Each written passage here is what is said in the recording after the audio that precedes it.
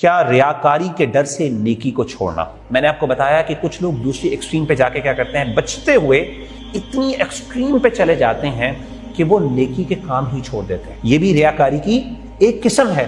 کیوں؟ کیونکہ آپ نے کسی غیر اللہ کی وجہ سے ایک عمل کو چھوڑ دیا۔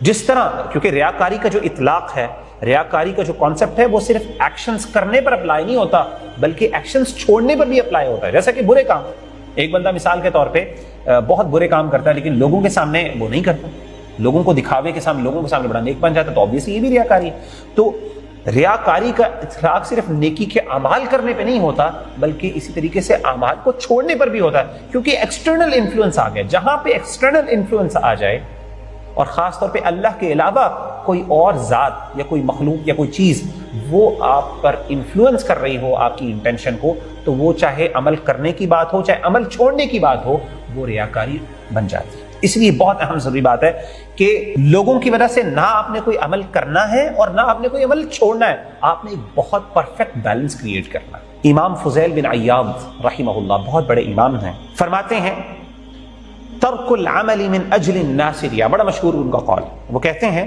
لوگوں کی وجہ سے کسی عمل کو چھوڑ دینا تو ریاکاری ہے، والعمل من اجل الناس شرک، اور لوگوں کے وجہ سے یا لوگوں کے لیے کوئی عمل کرنا وہ تو شرک ہے۔ یعنی انہوں نے ریاکاری اور شرک اصغر میں فرق ہے۔ انہوں نے کہا شرک اصغر تو یہ ہے کہ آپ کسی کے لیے کوئی عمل کرتے ہیں، اور ریاکاری یہ ہے کہ آپ کسی کے لیے کوئی عمل چھوڑ دیتے ہیں۔ آپ نے نماز پڑھنی تھی، آپ اچھی نماز پڑھتے ہیں، یا پھر ایک دم آپ کے خیال میں آیا کہ میں نے آج اچھی نماز پڑھنی ہے، آپ کا دوست آ گیا، آپ نے کہا نہیں میں اس کو دکھاؤں گا، اگر میں نے اچھی پڑھی تو یہ ریاکاری ہو جائے گی، میں اچھی نماز نہیں پڑھوں گا، یا میں نماز پڑھتا ہی نہیں، میں نماز چھوڑ دیتا ہوں، تو یہ انہوں نے کہا یہ ریاکاری ہے، اور اگر آپ اس کے لیے پڑھیں گے تو وہ شرک ہے۔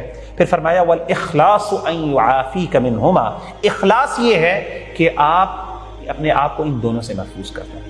اگر آپ اپنے آپ کو ان دونوں سے پاک کر لیتے ہیں، نہ آپ نے کسی کے لیے کوئی عمل کرنا ہے نہ کسی کے لیے عمل چھوڑنا ہے، تو یہ اخلاص ہے، یہ پیورٹی ہے، یہ سنسیرٹی۔ بعض اوقات انسان، اور عام طور پہ آپ کو پتا ہے کہ یہ شیطان کی طرف سے وسوسہ ہوتا ہے۔ جب انسان کوئی اچھا عمل کرنے لگا ہے، مثال کے طور پہ نماز کا ٹائم ہو گیا، نماز کا ٹائم یا کوئی اچھے عمل، آپ نے دیکھا کہ کوئی بندہ ضرورت مند ہے، آپ اس کو دینا چاہ رہے ہیں اور آپ نے کہا آج میں زیادہ دیتا ہوں، آپ کا دوست ساتھ موجود ہے اور ہم کہتے ہیں یار میں زیادہ دوں گا، یہ کہے گا مجھے دکھانے کے لیے کر رہا ہے، میں نہیں دیتا، یا میں چھوڑ دیتا ہوں، کم کر دیتا ہوں۔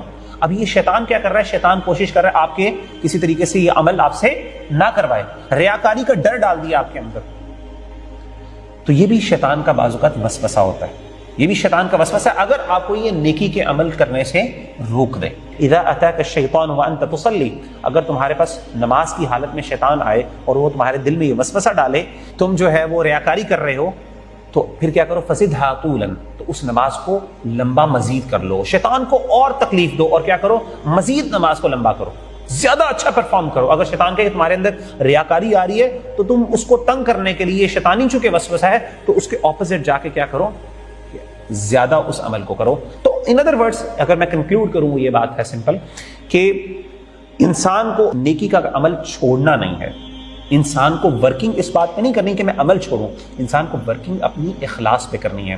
آپ اگر مثال کے طور پہ آپ کا دوست آ جاتا ہے یا کوئی بندہ نیکی، آپ کے فرینڈز آ جاتے ہیں، بردرز ان اسلام، آپ کسی دعویٰ آرگنائزیشن میں ہیں، آپ سے نمازیں لیٹ ہو جاتی ہیں لیکن آپ ان کے پاس جاتے ہیں، تو آپ ان کے پاس جا کے ٹائم پہ، اگر فرض کریں نماز کا ٹائم ہو گیا اور آپ کہیں کہ میں ٹائم پہ نماز پڑھتا ہوں، اور آپ عام طور پہ نہیں پڑھتے، اور اگر آپ کے شیطان دل میں یہ وسوسہ ڈالتا ہے کہ تم تو کبھی شیطان نماز ٹائم پہ نہیں پڑھتے لیکن اپنے بھائیوں کی وجہ سے کہ کہیں یہ نہ دیکھ لیں کہ وہ نمازی یہ ٹائم پہ نماز پڑھنے والا نہیں ہے، تو شیطان تمہارے دل میں اگر یہ وسوسہ ڈال دیتا ہے تو یہ شیطانی وسوسہ ہے، اس کو تم اگنور کرو، بلکہ ایٹ دا سیم ٹائم کیا کرو؟ اپنی نیت کو خالص کرو اللہ کے لیے، اور اللہ کے ساتھ یہ عزم کرو اور کوشش کرو اور یہ عہد کرو کہ اللہ مجھے توفیق دے، اور کوشش کرو کہ بعد میں بھی جا کے گھر میں بھی ٹائم پہ نماز پڑھنے کی کوشش۔